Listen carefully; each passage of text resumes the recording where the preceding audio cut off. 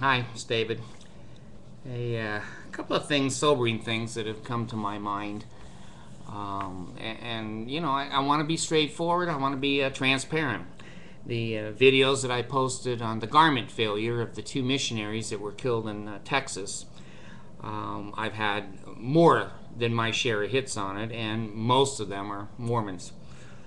Outraged that I would use such an event for promoting, as they would say, I would say, as just sharing the truth, the Mormon idea of garments protecting you. They don't.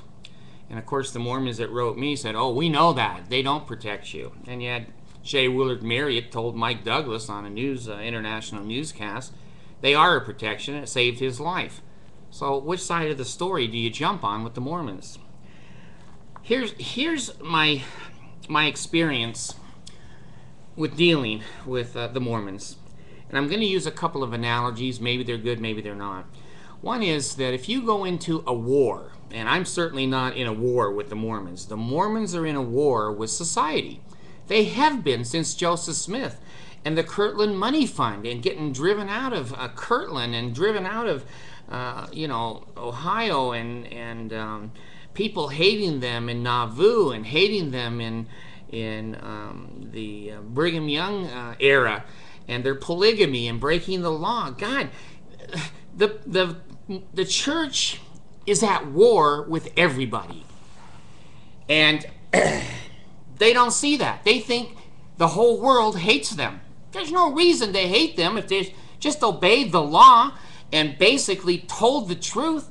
We don't hate the Mennonites. We don't hate the Quakers. We don't hate the Lutherans, the Baptists, the Catholics. We don't hate anybody like that. What we hate, I guess if you want to use that word, are people who are liars, cheaters, and thieves, prisoners, people who commit felonies, people who deceive, lie, steal. Those are the people that are hated. And gosh, if the shoe fits, Mormons, wear it. Wear it.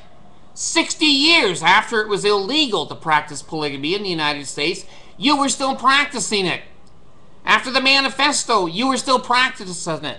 The second manifesto under John Taylor, you were still practicing it. Isn't that a reason for the people to hate you? I guess not, because God told you to do it. Well, you know what?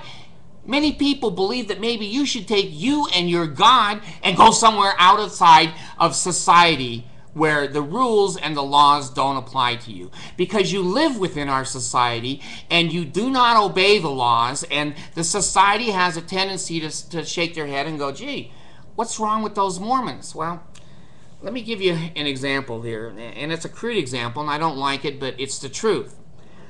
If you go to war, who wins wars? Who wins every war? Is it the people who obey the Geneva Convention? Is it people who just shoot the enemy and that's all? Let me tell you something from my experience. I'm 64 years old. The people who win wars are the most ruthless, crude, hateful, mean army. When you go into a place and you conquer it, you destroy every crop, every animal, every pig. You kill the women, the children. Oh, you kill the women after you rape them.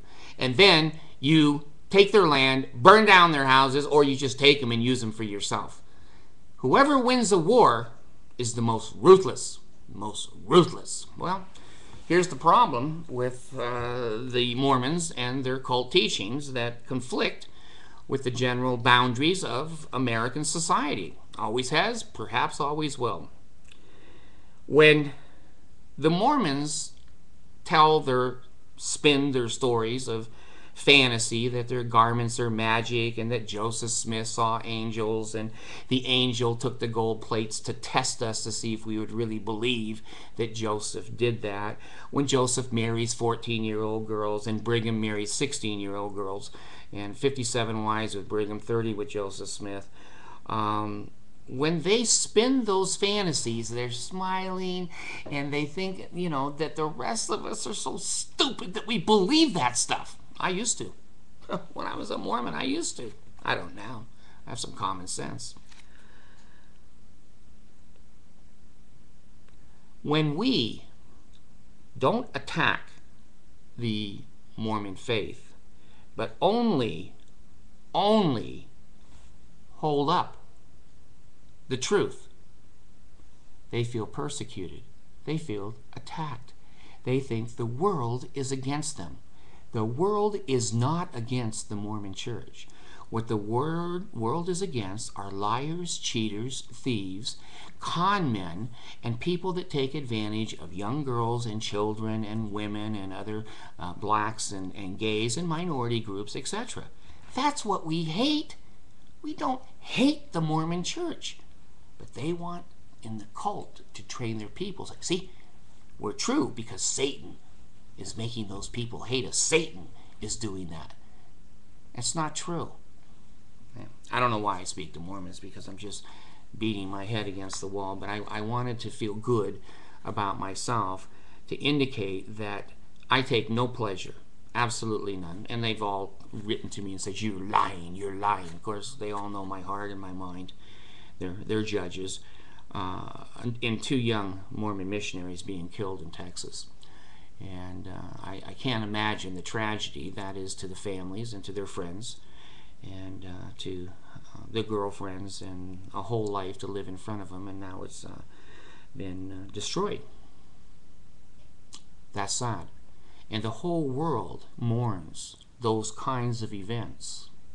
But when the world, like me, holds up, gee, his garments didn't work. Oh, see, when we play fair with them the way they play fair with us, that's not fair. See, they've got to be the army that rapes. They've got to be the army that kills the men, women, and children. They have to be the army to knock down all of the crops and kill all of the animals. And that's okay, because God told us to do that. But when society just gently says, you're lying, the garments don't physically protect you from anything, the Mormons go berserk. I got over 200 hits within 24 hours. Do you think that's the non-Mormon or non-member society in Utah hitting my videos? Or do you think that might have been Mormons who had no business being on my video? They can all be excommunicated just for listening and watching me.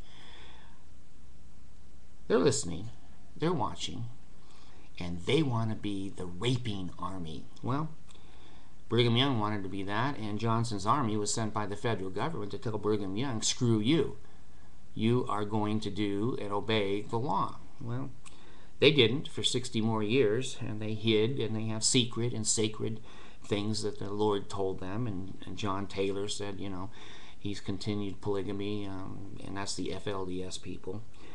So I just wanted to clear the record.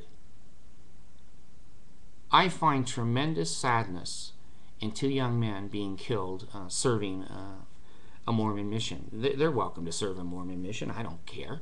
I don't like them knocking on doors and trying to tell you your church is an abomination and please join the only true church and give us 10% of your gross income for the rest of your born days.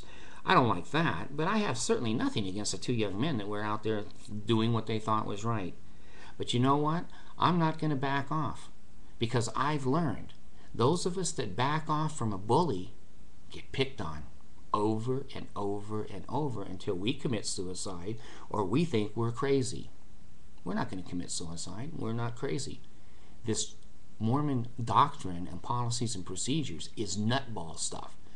And they can defend it all they want. In the United States, we have freedom of religion. But God, we don't have the freedom of religion to make everybody your member. Or everybody now is hated because they don't want to join your church. Why can't you just simply accept that some people think you're nuts?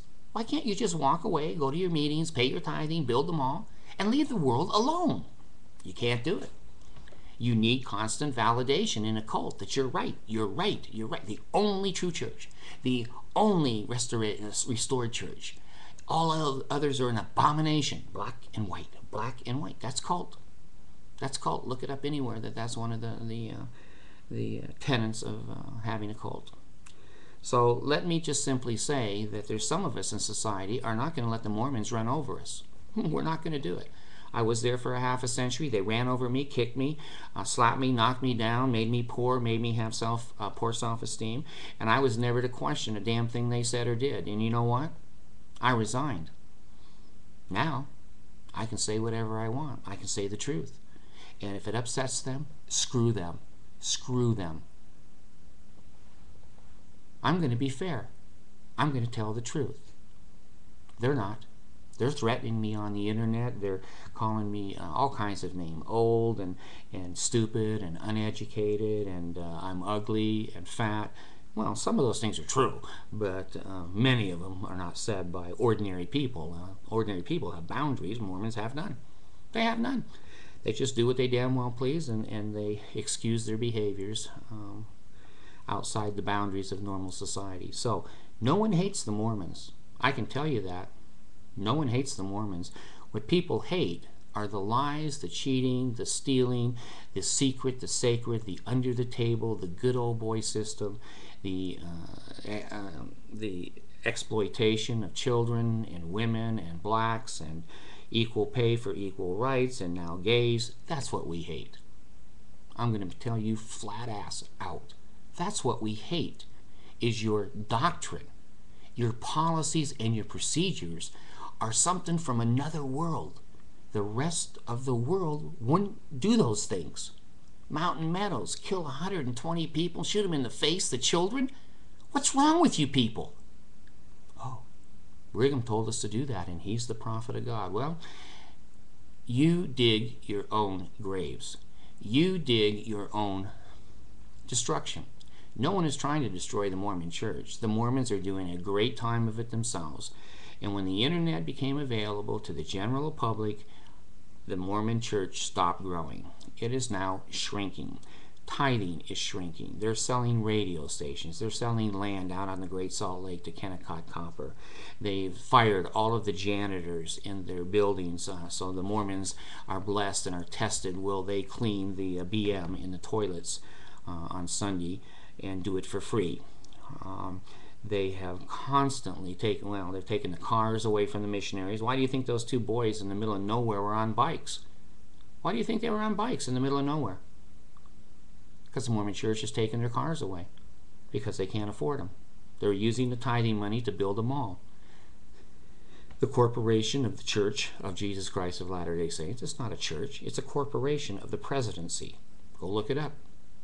But you've all been trained and not to use the internet except Mormon.org, Mormon.org, Mormon.org. I always like to give you plenty of advertising, because when people click on there and look at the idiotic people that are on there and things they say and do, that says more about the Mormon Church than all of your PR campaigns could ever say. People aren't stupid. They can look at those people and go, Jesus, I don't want to be involved in that kind of stuff. So let me be clear that certainly all of us who are normal, who are parents, have a sadness today of those two young missionaries that senselessly lost their lives. But I'm not going to cut the Mormons any slack. You know why? Because they held me for half a century. They never cut me any slack. Fair is fair. Karma is karma.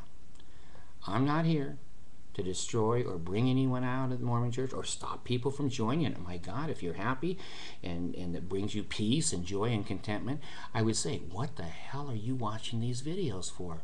Why are you watching? God, go on to Mormon.org and have those people bear their testimony to you over and over and over again. Put on the testimony glove. Have you seen that one? I'm going to do a video on that in the next couple of days. The testimony glove. Put it on and talk to your hand, because it's going to give you as much support and help as the Mormon Church is going to give you. So, I am sorry for the two missionaries that died. I am not sorry a bit for posting that the garment fallacy and fantasy is not true. And I happened to go on, the evil internet, and I looked up all of the Mormon missionaries that died on their missions. I don't mean just Mormons that died. I mean people who were out serving the Lord, as the Mormons would say, and working for free, as the Mormons would not say. The Mormons would say they were being tested, they're being blessed. the double talk of a cult is difficult. When I saw the list of how many Mormon missionaries died from car accidents, from gunshot wounds, from drownings, I was going to do another video before this one, and I couldn't do it. I couldn't do it. I had to go out and sit on the patio and give a lot of contemplation to how many people needlessly have died for the Mormon Church on missions. It wasn't a small list.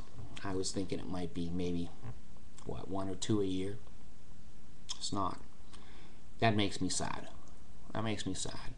And I can't be light-mindedness and loud laughter, which they talk about in their temples, when that is heavy on my mind. That 2 I just saw die, and the others the church never told me about. They lied.